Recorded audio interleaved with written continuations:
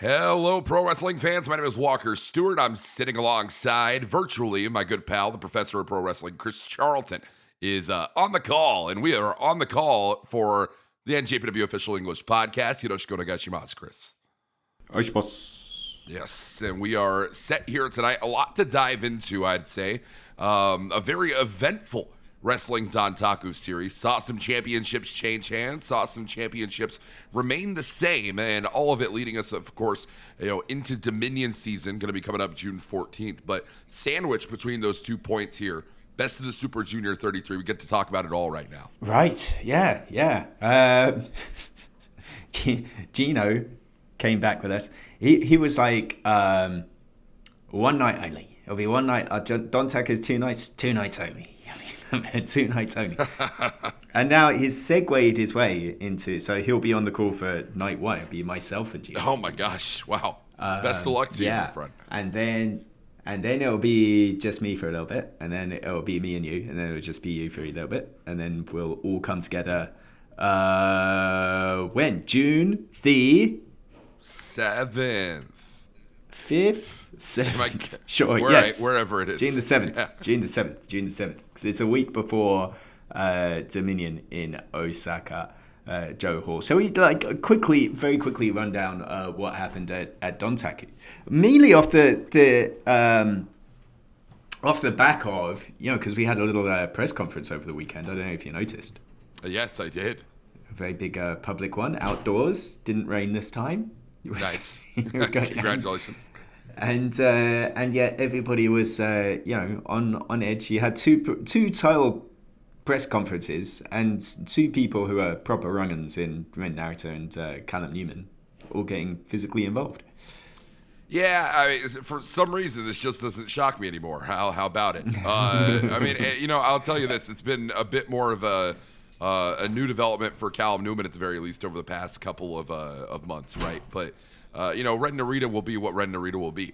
The question being, though, if Ren Narita will be never openweight champion by the end of Dominion, right? And so we had that press conference, of course, and then I think that the real talking point coming into this about Ren Narita is what happened back at Dontaku and what it's really led to for Bolton Oleg here. I mean, Bolton Oleg challenged Ren Narita for the never openweight championship.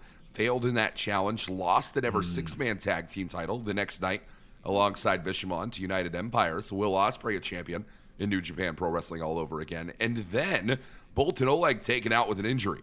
Like a very rough string of 4 or 5 days for the Kazakh native.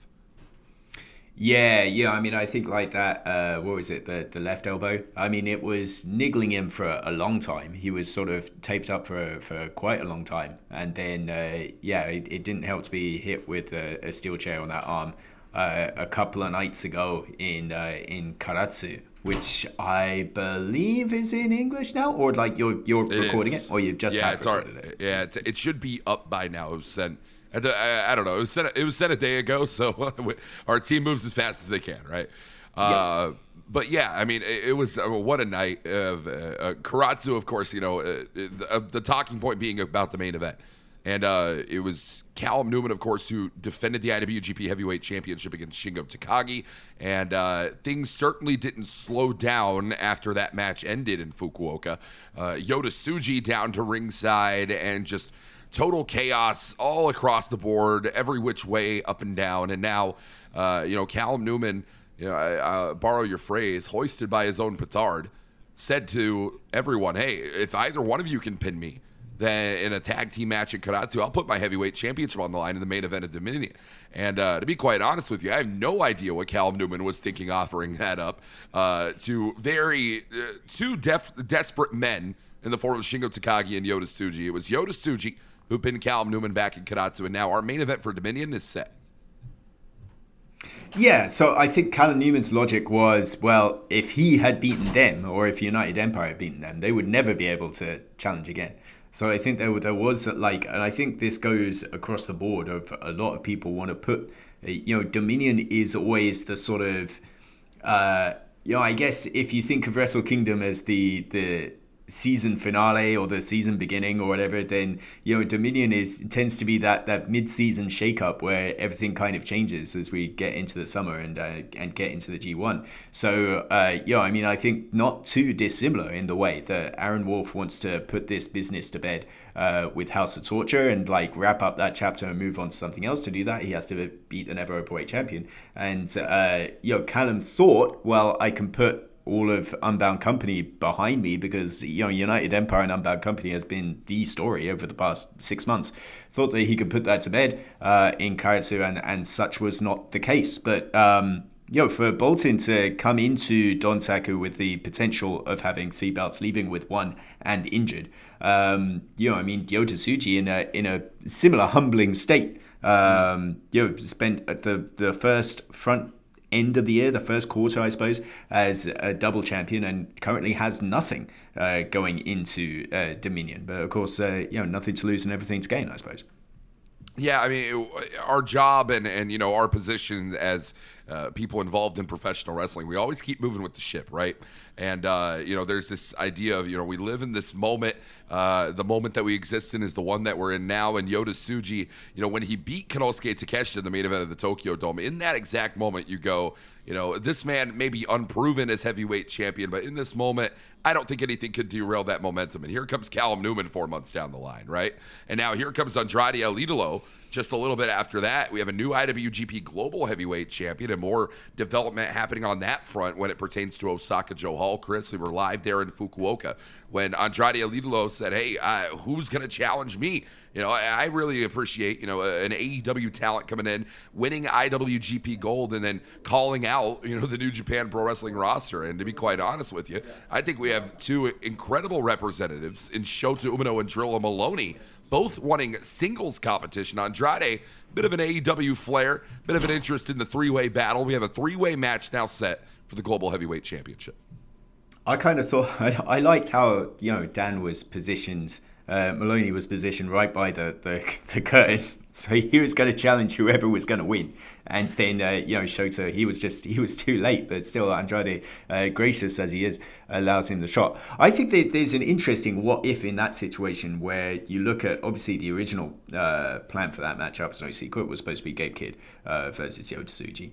And it does make you wonder, had Gabe Kidd won, and had he thrown out the who's next, then who would have been next? Because I do think that Shota Umino would have probably challenged whomever. It does make you wonder whether Drilla Maloney would have challenged Gabe Kidd, given their history. It's an interesting what if, and there's lots of different questions that arise from a 3-way environment, chaotic as they are. It's there's a reason why we don't do it very often. And I think that it does bring a really sort of rare flair and kind of an excitement where we really don't know what's going to happen. It's going to be a very unpredictable night in Osaka Joe Hall.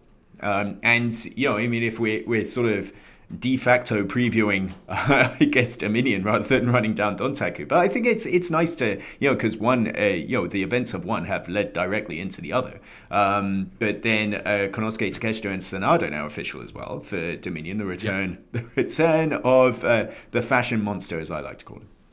Yeah, I mean, Sanada was a really interesting appearance. I mean, we heard the murmurs, we heard the theories, but the confirmation to be had as it was, Sanada back in New Japan Pro Wrestling. I want to say always a pleasure. I think we're going to hold the jury on that one until, we see the antics. I mean, Sanada definitely still House of Torture aligned. You can feel it in the building on that night. Chase Owens failing, of course, in his challenge for the NJPW World Television Championship. You have to wonder if, it looked in that bag. I mean, that in the hands of Sanada. I mean, where's the World TV title, Chris? Oh, I believe Sanada now has it. Maybe Gino passed a deal. Gino was the fencer and passed on the deal to to Sonata. I don't know. We'll see. Yeah. We'll see what happens. We'll see who legally has the belt coming out of that tournament. I always think with Sonata, ships passing in the night consistently in different factions with Sonata and Jake Lee. Don't you think they're very similar in terms of mentality? In terms of, let's say, their artistic flair, shall we, so to speak, the mysterious air that both of them kind of have, and yet, passed each other by in War Dogs, and then Jake Lee had his injury and whatnot, and here they are now with Jake Lee being a very bizarre individual in United Empire, and Sonata being a different bizarre individual in House of Torture. It'll be interesting with Sonata back in the mix how he sort of plays in the atmosphere of House of Torture for the remainder of the year, because I kind of feel that that faction will be making moves and making changes as we go into the back half of the year. Here's a segue for you. Somebody that is in House of Torture and not making any moves whatsoever is Doki. He's made that decision. Yeah, no, I mean, no doubt about it. And I guess this gets us into our Best of the Super Junior 33 conversation. And I mean, the big hot news coming out of the Wrestling He's no Kuni event, a defense of the IWGP Junior Heavyweight Championship over Tiger Mask. And, of course, we'll be seeing Tiger Mask call it a career in just a couple of months' time. That's one man who's not going to be a Best of the Super Junior 33, but another is the current Junior Heavyweight Champion. It is a race to the top of the mountain, and Mount Doki is certainly a taller task than I think a lot of people might have panned out for. I have to talk about it because I love it. I love everything about it. Doki's replacement. I mean, one of the first names that I thought of whenever Doki said he did not want to be involved in this year's Best of the Super Junior. Don't let the door hit you on the way out, my friend. Welcome Daiki Nagai in a Block A. I mean, I think that's going to be something really special. We'll see. I think here's the thing where Daiki Nagai, we've talked about it on commentary. It's been just about 2 years. It will be 2 years in June since he debuted. So him and Masatori Yasuda really feeling that pinch of needing to make things happen for themselves. And I think here we have that position. We've had lots of young lions in Best of the Super Juniors before. Obviously, Kosei Fujita most recently springs to mind, but Hiromu Takahashi did it. Ren Narita. Yuya Uemura did Best of the Super Juniors a few years ago. And they've used that as a springboard, I guess. And typically, we tend to think young lion in Best of the Super Juniors, even though Daiki Nagai is in a faction, 0-9 seems to be the floor for him. But at the same time, he's clearly trying something different. He clearly feels a different sense of urgency. He's using that Dynamite Kid style headbutt off the top rope for him, and we'll see how that goes. Here is now you've got that position. And you're replacing the champion. So, I think there's an added weight, given, albeit Doki's sort of attitude has different sort of connotations with the champion being in Best of the Super Juniors. But now Daiki Nagai, okay, you've made it to the dance, and let's see what you can do while you're here. It's going to be very, very high pressure for him over 9 matches. I know I wasn't involved in the system when men like Ren Narita and Yuya Uemura were involved in Best of the Super Junior competition. But it wouldn't shock me, really, Chris, if Narita and Uemura, during their status as a young lion being in Best of the Super Junior, knew that they might have ended up trending a little bit more heavyweight later on in their career. But you look at a guy like Daiki Nagai, and that's someone who knows, hey, I am a junior heavyweight. I was born and built to be a junior heavyweight. And that's something that I want to pursue. I think that means we're going to see a lot more urgency, I guess you could say, about Nagai than you might have at Yuya Uemura or Ren Narita at those points in his career. So I think it's going to be really interesting. I just was very excited about it. It's my first time getting to see a young lion up close and personal in a tournament setting outside of our Young Lion Cup we had earlier this year. And Nagai has always been one that ever since his debut, you remember how quickly Nagai took to showing that attitude that got him the attention of Shingo Takagi and Yota Tsuji, right? And I think that's kind of the magical piece for Nagai in this tournament. I think it's going to allow him to develop a lot in that way. So, Chris, we can talk all we want about Daiki Nagai. I can do 2 hours on Daiki Nagai tonight, but we don't have the time.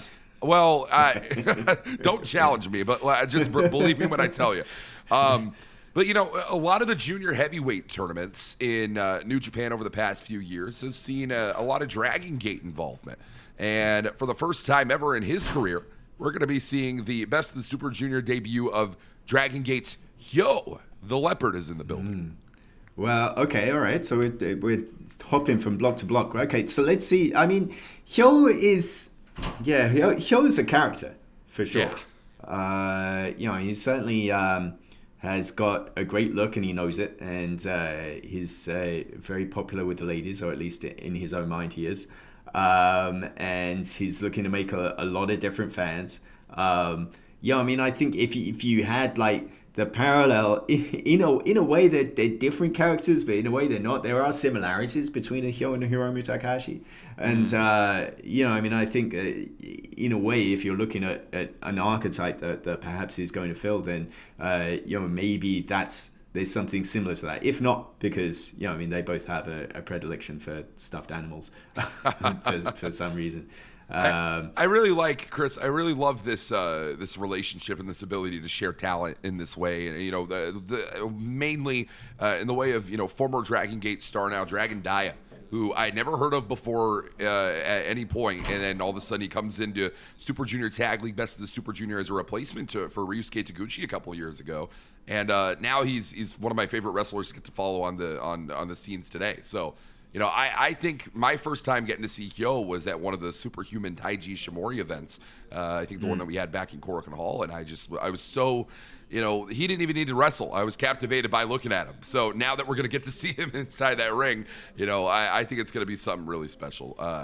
And it's not just, of course, the Dragon Gate stars that are going to be showing out. We're going to be having the world of pro wrestling freedoms join A Block. Who the hell let Jun Kasai in the Best of the Super Junior? Yeah, I mean, like that is it's the big question of the day is like how Jun Kasai is going to adapt into this. I mean, you're going to have there'll be an interview with Jun Kasai up in the next couple of days on NJPW1972.com. But like him having the open conversation of, hey, in a way, it'll be kind of fun if I went 0-9 by getting DQ'd every night. But at the same time, I mean, it's more appealing to try and win these matches. Jun Kasai came in with the intention of being a deathmatch wrestler. He'd always intended to be a deathmatch wrestler. Mainly because he grew up as a fan and kind of had, he told this story once of his dad at the time kind of turning up his nose at professional wrestling, and Jun Kasai kind of saying, well, if I'm going to get into this business, I'm going to do something that really shows how much it hurts, and really has that flair to it, and that's the style that he chose. But he has been in junior heavyweight tournaments before, in Super J Cup back in 2009, albeit didn't make it out the first round. But wrestled for 0-1 in quite a sort of traditional way. But that was well over 20 years ago. And the point Jun Kasai made of hey, New Japan is booking 2026 Jun Kasai. I mean, that's what people want to see. So yeah, I mean, I think that's the big question is going to be how he kind of adapts to things. And I think like if I mean, as we're looking at some of these different names and hopping across the blocks, I mean, we can see some of the interesting matches that come up between the two. So for me, I mean, I have mentally circled Saturday in Hachioji, May 16th, Jun Kasai versus Titan. That being not only an interesting clash of styles in terms of the Titan you see today to the Jun Kasai you see today, but also because Titan has done plenty of hardcore deathmatch wrestling. That's why he has the scars on his chest to prove it. So it'd be interesting to see how those two sort of mix all the way through. And in fact, I think when you look at Titan, there's a lot of matches of Titans that always one of our favorites, but that I'm intrigued to see how will this guy play with him. The very next night, May 17th, for Titan in Yoyogi will be Daiki Nagai. So that'll be an Unbound Company kind of derby situation. How does that play out? The debutant from CMLL, May 20th, when you joined the tour in Korakuen Hall, Titan versus Valiente Jr. So that's going to be a real sort of clash, a meeting of Fantastica Mania again for us. But I think like that's going to be a really spectacular matchup. And then you've got Watto as well. I mean, that Best of the Super Junior final from back in 2023, and it's going to be the first night in 2026 is Master Wato versus Titan on Thursday. So I think, in A block, there's a lot of matches where you circle and you go, that's really, really interesting. And I think probably Titan is the most, compelling figure within that block, if you ask me. I can absolutely understand that perspective. I think that, if you go to the most compelling, maybe not from the perspective of expectation in terms of result, but for me it is Jun Kasai. And I think it's because I said this to you when the announcement happened. I said, dude, what the hell does Jun Kasai versus Ryusuke Taguchi look like? Like there's a level of like WTF matches that we're getting here between. I mean, oh my God, poor Master Wato getting in the ring with Jun Kasai. God bless him. Good luck, sunshine. I mean, it's gonna be an interesting time. But you did hit on Valiente Jr. and Valiente Jr. is a man that I've been recently turned on to into the lucha scene, and getting to see a little bit more of his work now that he's frequenting the Arena Mexico shows a lot more. And yeah, Valiente Jr. is one who I think that we kind of look at and go, he's not the guy, but all the potential in the world to be next up. And if you remember Fantastic Mania earlier this year, Valiente Jr. missed, I believe, a day or two of the series with just like a minor injury. Ended up finishing up in the Korakuen Hall series as well. But I know that Valiente Jr. is the type of cat who's going to be saying, I didn't get to wrestle Fantastic Mania to completion. My first tour of New Japan Pro Wrestling, I didn't get to have it my way. And I think Valiente Jr. is going to fight with a lot of that in mind going through this tournament. Yeah, and I think he's as well, I think like what I like about the A block is you have a more kind of a Best of the Super Junior as Best of the Super Junior kind of feel to a lot of that. And like, it rings true stylistically, I think, with Akira as well, to an extent, with Kosei Fujita. Certainly with Robbie X. And I spoke to Robbie a couple of weeks ago in Korakuen Hall, and I kind of like asked him, like, what do you think about the direction, about the style of junior heavyweight wrestling in 2026 in New Japan Pro Wrestling? And I think he was he made an interesting point. I agree with it to an extent. If you turn like back the clock to 10 years ago, right, and Will Ospreay and Ricochet and like that sort of clip that went viral worldwide, right, and drew all of these their attention, but the match as well, right, as a whole, and not just that sort of particular famous sequence or two. And Robbie was saying, he didn't really see that kind of happening in a New Japan Pro Wrestling Junior sense in 2026. The style in junior heavyweight wrestling has perhaps evolved in different ways beyond that, where it almost feels like a weird sort of moment from the past. But at the same time, there's been kind of a leaning, I want to say, where guys perhaps in junior heavyweight wrestling recently in the last sort of 2 or 3 years have wrestled a little bit more of a heavyweight style, if that makes sense. And, Robbie X kind of saying that, he feels what he wants to set up. Of course, everybody wants to win, but wants to reestablish the fact that it is a different style, that it is more, he wants to bring that dynamicism, the athleticism, the high flying, and I think like you'll see that. I think you'll see it across both blocks. You'll see very different, unique appeals and different styles. But I would say that if there is a block that is built for spectacle, then it's A block. Yeah, and I think you hit the nail right on the head. The spectacle block of A block is certainly the title to give it. Yeah, I really see Robbie X as one of the most creative wrestlers in this entire tournament.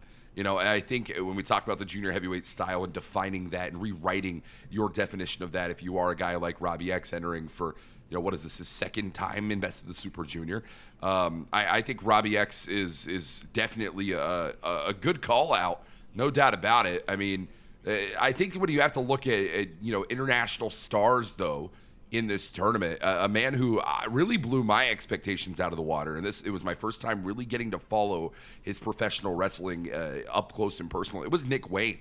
I mean, the hot streak Nick Wayne started on in last year's Best of the Super Junior, coming into this one, I think it's going to be a big conversation for Nick Wayne from AEW.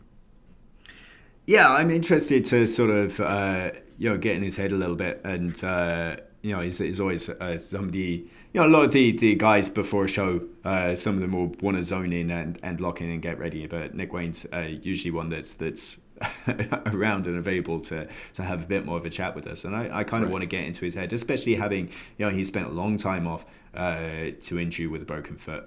And now in this position to try and it not only sort of reestablishes Nick a year sort of more mature as a human being and perhaps as a professional wrestler, to have hopefully a deeper run for him.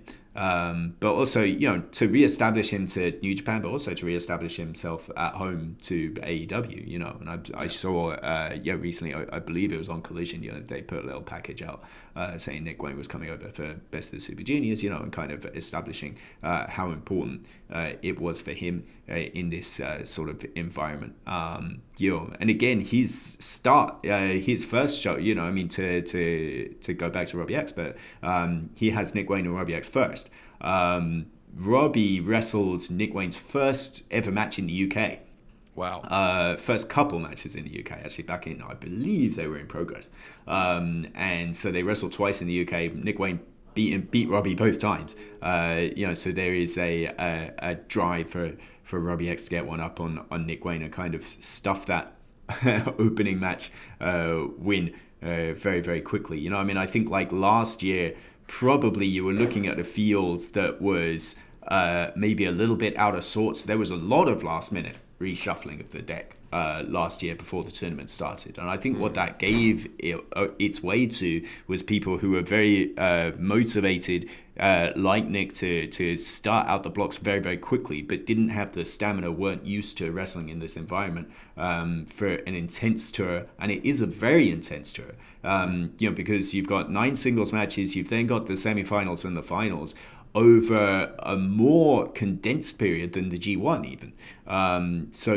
Even somebody like El Fantasma has told us that, they felt that Best of the Super Juniors was more demanding than a G1 is. So it is a very, very difficult sort of environment, and Nick Wayne kind of has that kind of experience under his belt. But I do believe, like, with that and with the reshuffles, people weren't quite ready. That's why you kind of had the environment that you got by the end of Best of the Super Juniors last year, by the end of the league phase, rather, where pretty much everybody was on 5 and 4, it was difficult for somebody to break out. And I think, like, here you have a set of circumstances where perhaps somebody can. And I think part of that aspect perhaps is that you don't have to, if you're in A block, you don't have to deal with the House of Torture hijinks every single night. In B block, you do have a bit of that. Sho and Kanemaru facing each other night 1. Yeah, I'm tapped into that one. This could range from anything to, let's drop the antics and show each other, what we can really do, or it could be Hogan, Kevin Nash, finger poke of doom. I have no idea. I mean, this could anything in between. Yeah, I mean, like there's intrigue there. I think there is some intrigue to the point where obviously Doki's Oshi, so to speak, like he is going to be pushing for either Sho or Kanemaru to win this thing somehow. Maybe we might even see Doki somewhere down the tour to try and make sure that happens. I don't know. But do you think perhaps there's an aspect of Sho now without Doki for the first time in a year, perhaps?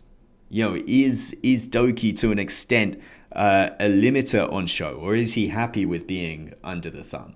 I think there's some intrigue to be had. I'm interested in seeing Sho with Kushida in Yoyogi on May the 18th, 17th. There you go.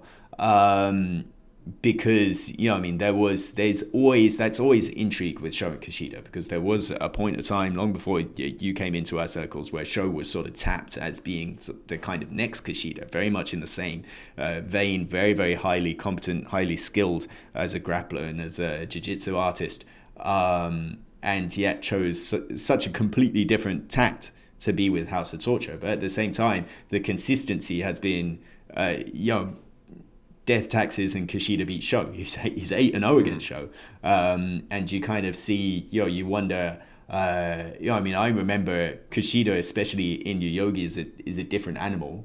Won the tournament twice in Yoyogi, and then last year had that really, I would say the most unique match of Best of the Super Juniors last year with Kosei Fujita, if you remember, where they took the kickers and the shoes off and they went barefoot and grappled.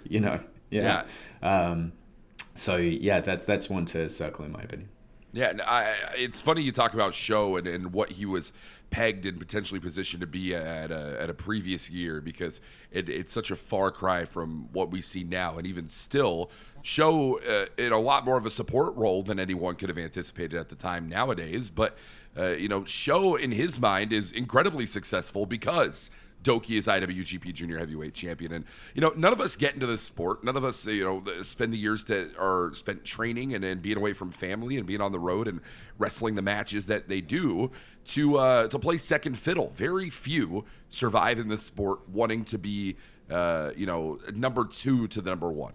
And I wonder, for a guy like Sho or a guy like Kanemaru, just how long, that could really last. When it comes to talking about, people that play number two, play number one, everyone wants to be top dog. Everyone wants to be top of Block B. And for the first time ever in his career, Jacob Austin Young fights for that opportunity. It'll be JAY's first Best of the Super Junior after being snubbed, in his mind, from last year's Best of the Super Junior. Talk to me about it. He's another one. I mean, I think he's obviously at a very different sort of stage of his career to Daiki Nagai, a considerable amount more experience of it. But, in terms of somebody that's pushed for something, that felt that they were left out and now have that position, it's a very much a similar deal, in my opinion. Okay, you're here, so let's see you show out and take things up a gear, and let's see if you can. Has that benefit of having had the title match with Francesco Akira for the junior tag titles, albeit unsuccessful.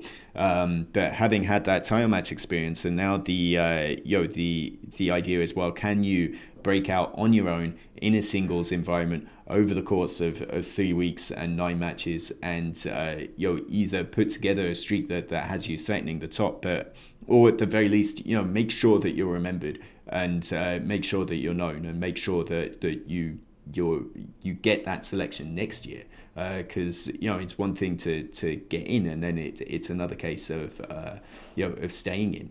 And I think probably when you look at that, there's really everybody, especially I would say Daisuke Sasaki from DDT, who's the other bizarre entrant here, but has that previous with El Desperado, Sasaki and Desperado on night 1 on May 14th. But I think that the way you get noticed within B Block would be to beat El Desperado, because here we have this position where Doki pulled out, and then Eagles and Kosei Fujita were the junior tag team champions coming into this Best of the Super Junior tournament. And all of a sudden, and totally unexpected to most of us, El Desperado and Mystico taking those championships. So here we have only one New Japan champion in the entire lineup of both men of 20 guys. So you beat El Desperado, you potentially get yourself a championship match with a partner of your choosing, potentially. That's, you would have to say as well, 2024 winner. He is the guy to beat within B Block. Yeah, I could absolutely see where you're coming from. It's funny you'd say Daisuke Sasaki having a previous with El Desperado. El Desperado's a previous with everyone. I don't know how the hell that guy has wrestled every single person that has ever stepped into a wrestling ring before. Desperado, a well-traveled individual to say the least. How would you describe let's start here. Would you consider yourself a K-pop fan, Chris? I don't think this is the question you No, expected I'm me not to like ask. the apparently BTS front row at Arena Mexico just recently. There were That there were wasn't something that was really on my Sure. radar at all. No, I wasn't on mine either. But like we got to get the, we need the BTS viewership for the podcast. It'll be our most listened to episode Okay. if we mention. Do you know the BTS? Do you know the names of the people in this group? Okay, so I mean, like that is that a thing with like SEO terms? Because I know like with Spotify or whatever, it does like the little The podcast subtitles. headings, Yeah. the subtitles. So now now we've said BTS and like how we both love K-pop, like Yes. well, that's going to be in the SEO. We should just bury like certain like hidden subliminal messages. Just completely just have a tangent about one thing that we pretend to like. Oh, that's great. And then we get all the listenership of that. So this month it'll be crypto, and then next month we'll keep going. Yeah. We'll get political on here one day. You should hear what's behind the podcast. Well, I think Block B rolls on here, Chris. Daisuke Sasaki, we talked about Hyo Kanemaru's show. Touch a little bit more on Kanemaru. We know this man to never exactly be the winningest wrestler in Best of the Super Junior, but by God, has Kanemaru cost a lot of your favorite picks in any block that he's in. Kanemaru always ends up finding a way to be a massive hurdle in that front. Yeah, he does. Like he's only ever had like a positive win-loss record once, and that was the first Best of the Super Juniors he was in back in 2017. I think Kanemaru knows to an extent. I don't know whether he knows that his role is more, or he's more comfortable in that role, or just the fact that he enjoys that role. I think he enjoys playing spoiler. I think that's the difference with him. I think as well, an interesting kind of, you never quite know what he's going to do in these tournaments is, especially in recent years, I would say, is Kushida.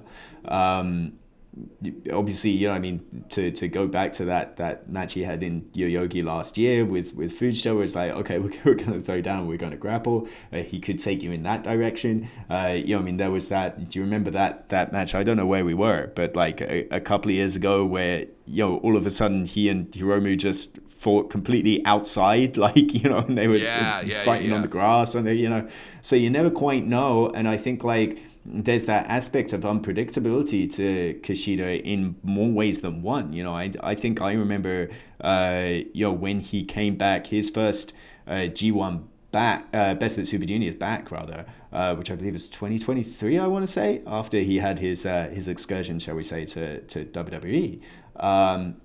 And he was, results wise, nowhere.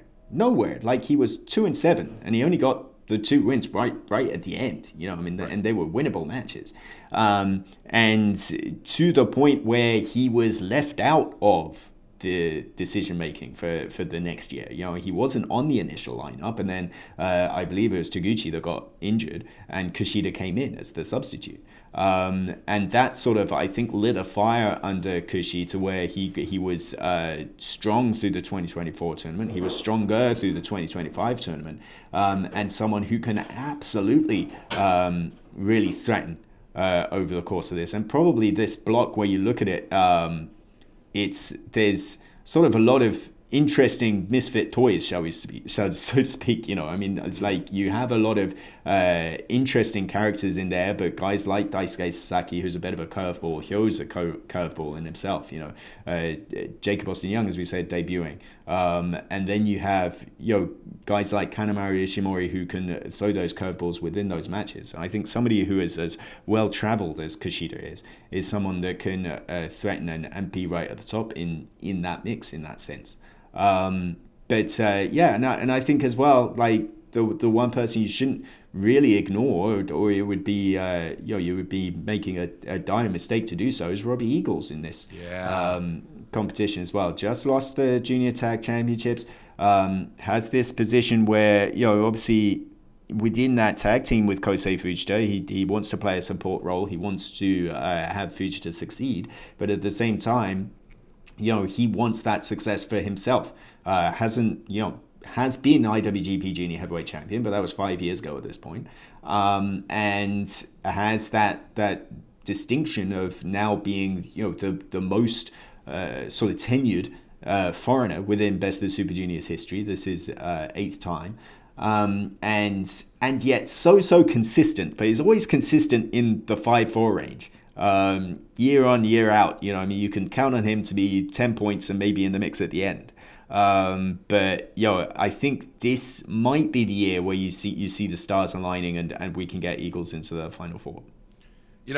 I'm not going to speak on anything I do not know a single thing about, but I'll tell you now, if I was Robbie Eagles, God bless Kosei Fujita for last year's Best of the Super Junior victory, but man, I'd be a little bit hot in one way or another. Not at Fujita per se, but at this idea that you're saying longest tenured or one of the longest tenured Best of the Super Junior competitors on the international side, and has not exactly had a trophy to show for it. So I think Robbie Eagles is going to have a lot to fight for in that way. But when we talk about the Junior Tag Team Championship, the championship's changing hands a couple of times over the course of this series, and Robbie Eagles defeating another member of Unbound Company, Taiji Ishimori. And by God, what a run Taiji Ishimori and Robbie X. As short as it was, it felt very big in the sense that you and I have been talking about on the broadcast. It feels like Robbie X's presence in New Japan has been a relight of the fire. It has reinvigorated Taiji Ishimori in a different way, where I think we could be looking at the year of Taiji Ishimori for the first time in Best of the Super Junior. I think you make a good point. I think Ishimori has had that. That's the one thing he hasn't had in his career is a Best of the Super Junior victory. And I think that's certainly something that gnaws at him. And it might be, reinvigorated as he was with that tag team with Robbie X, I think is an interesting figure to look at. I think if I was going to pick two out of B block, I would go Taiji Ishimori from Robbie Eagles. I would say that would be my 1 and 2, Ishimori and Eagles. But I think Kushida might be right there in the mix towards the end. I think, and this is a conversation that is going to shift one way or another dramatically after night one. That's Sho and Kanemaru on that night, correct? Kanemaru and Sho. You start to wonder if, we talk about Sho and Kanemaru being in the support role a lot more in House of Torture nowadays. But if the goal for Kanemaru is not the glory of a Best of the Super Junior victory, if it could be to aid Sho in a Best of the Super Junior victory, all in the effort of Toki. Right, I mean, there could be a long play here that we are jumping miles ahead on. Something. I maybe it's because they're the only two members of House of Torture with presence in the tournament, but I'm fearing a Sho top 2 in Block B. And is it the pessimism in me? I don't know, but Sho is my top 2 in Block B, and I think that stands quite honestly alongside. Ooh, it's tough. We didn't talk about Yo that much. Yo. Best of the Super Junior 32 finalist. There's a lot of potential on that end.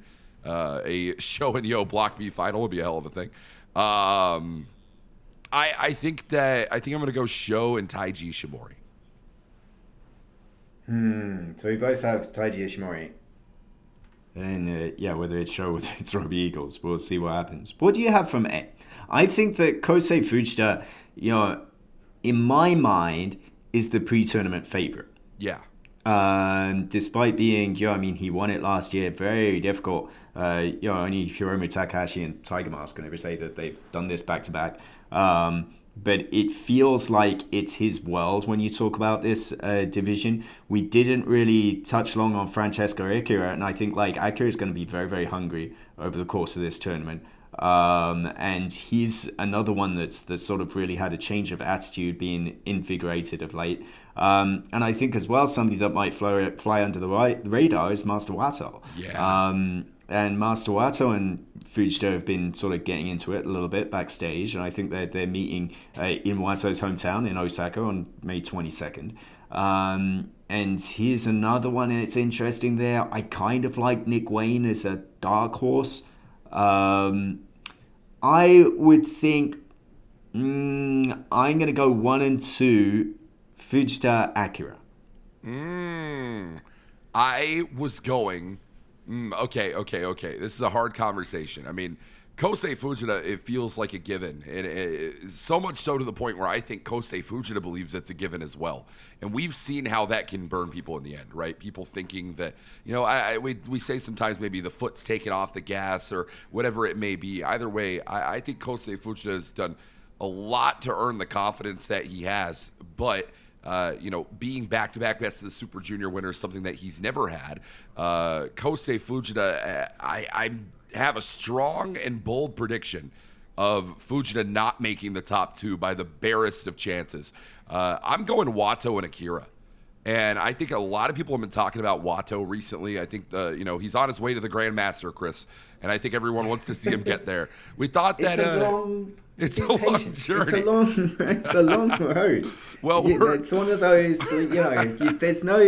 There's no reception, so Google Maps doesn't take on the way to the Grandmaster. Well, it's been turned around. You go down. There's like the stations. It's like Shinjuku Station where you can like exit 7, exit 8. Have you been? This is the other SEO bit. Have you? Do you know have you heard of the game Exit 8? Yes. Yeah. Hachiban Deguchi. Yeah, and they made it into a movie and everything. It's like it was a huge deal here. But that's what the raid to the Grandmaster is. We're on the slow boat to the Grandmaster. But it very well may pick up in Best of the Super Junior. I think that, Wato he's not at the Hiroki Goto level yet of always the bridesmaid, never the bride. Not even by a long shot. That would have to go to Yo in terms of junior heavyweight championship pursuits. But I think when we talked about, organic groundswell a lot in G1 a couple of years ago leading to the Goto reign, Wato has that appeal. And I think... and he's been there, of course. He has won Best of the Super Juniors, but then he didn't convert. Right. And I think there is, and if you are sort of painting the fairy tale potential of like Wato did challenge Doki, came so close, and it didn't work out at anniversary, but the potential possibly of Wato forcing Doki's hand to defend that title in Osaka-jo Hall and in front of his whole family, he wins it. Like it could, you want to believe it can happen. Yeah, I mean, I do want to believe. Someone who's going to make that very difficult in the conversations, Francesco Akira, in my eyes. I think that the personality shift, the shift in pacing and intensity, it's either going to do one of two things, and I'm interested to see where we go. I think there's no middle ground between Francesco Akira topping the block entirely and going on a hell of a run, or losing out dramatically. The shift in intensity could be a hell of a distraction. I mean, we've seen that with men like Gabe Kidd in previous tournaments, in previous days. But, Akira, everything from, even the way he makes an entrance nowadays, Chris, different from Best of the Super Junior last year, up in the face of all these fans, can't seem to keep his mouth, focused on the matchup per se, right? I think it's going to go one of those two ways. I'm leaning toward the direction of a successful Francesco Akira Best of the Super Junior. So you have Akira at number 1. Yes. Okay, so your semi-final would be A1, B2, Akira versus Sho. Yes. I mean, just because, listen, any semi-final or block final that involves Sho, I'm not going to be, losing my mind over it, to be truthful, and that's because Sho has been who Sho has been over the past few years. But, I think that still there's a lot that we could see out of that. It's really all on the way to the final there. What would that make? That would make what? Wato versus Ishimori on my end. That is something I could get behind. Mm-hmm. I can't wait to be super wrong on this. This is an incredible call here. But yeah, I mean, Wato and Ishimori could be a really fun one. What does that make your block finals? So I have my A1 Kosei Fujita would meet B2 Robbie Eagles. Oh wow! Wow! So there's an interesting sort of come up there.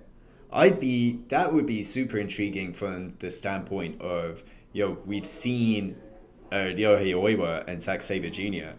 on several occasions in New Japan Cups now, and Oiwa never being quite able to get over his mentor and Zack Sabre Jr. within TMDK. And Yeah. now you have that similar kind of deal with Fujita and Robbie Eagles. Is Fujita able to beat Eagles? Is there a little bit of something? And it was, because I could see Robbie Eagles just like knowing a little bit more, the wealth of knowledge coming through, and now finally being in that Final Four spot. I could see Eagles definitely beating Fujita. But I would still say, Kosei Fujita, as I've said, like, favorite, go back to back. But then against Robbie, I would go, fuck it. I would go Robbie over Fujita. Wow. I mean, I love barely. it. I think it'd be great. I would say Robbie over Fujita, and then the other, my B1 would be Ishimori, my A2 would be Akira, and I would say recently the flow between Unbound to United Empire flowing distinctly in the favour of United Empire. I'm going to go Francesco Akira, and then my final would be Francesco Akira and Robbie Eagles. Wow. Okay, so your final, Francesco Akira, Robbie Eagles. I would have Francesco Akira, and I think mine would be Francesco Akira, Taiji Shimori.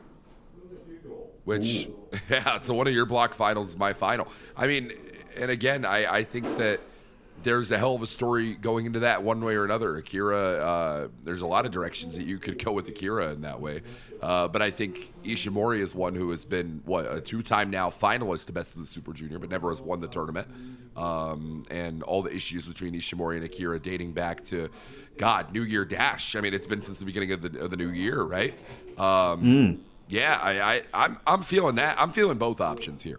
And Chris, I think what that tells me is that we're in for a hell of a Best of the Super Junior. Because any way that you could stack the deck, I mean, we're gonna be having a hell of a time. There you go. And I mean, a lot of those, it's really non-stop. It all starts May the 14th, which is Thursday. Probably, I imagine, given the turnaround, the editing, the publishing, it'll be tomorrow as you hear this, maybe, let's say.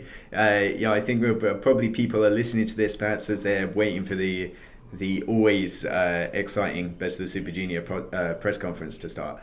A very condensed schedule. You don't get a lot of sort of preview tags. There's a few events down the line where there'll be 4 or 5 block matches, and then the rest will be on. But a lot of these nights, especially in the first run, 9 matches on night 1, 9 matches night 2, 10 on night 3, I think 10 on night 4. There's obviously, because we have outside participation, there's situations where Junkasai has outside commitments, Hyo has an outside commitment, so they miss a night and then they catch up later on. But it's very intense and very, very fast moving, and we've got it all, thankfully, on in English on NJPW World. So we want you to be with us. Yep, live every single night on NJPW World, kicking off on May 14th, the road all the way to the final on June 7th in Ota General Gymnasium. I heard that Ota has a new name, Chris. We're in Ibarra Wave, am I right? Ibarra Wave, yes. I will commit myself to remembering the new sponsor. I'm a traditionalist. I will never call it Ibarra Wave. Oh, well, you're constantly calling like Edian Arena the Bodymaker Coliseum. Hell yeah, I am. All right. Chris, let's close out the broadcast here today. Give me the worst possible final for Best of the Super Junior 33. Gino Gambino versus Taka Michinoku. There we go. All right. Well, you heard it here first. We're going to tune in live for Daiki Nagai and Daisuke Sasaki in the main event of Ota General Gymnasium. It's going to be a hell of a time. For Chris Charlton, I'm Walker Stewart. Thank you for joining us for the another edition of the official NJPW English podcast. Goki Genyo. Sayonara. Bye-bye.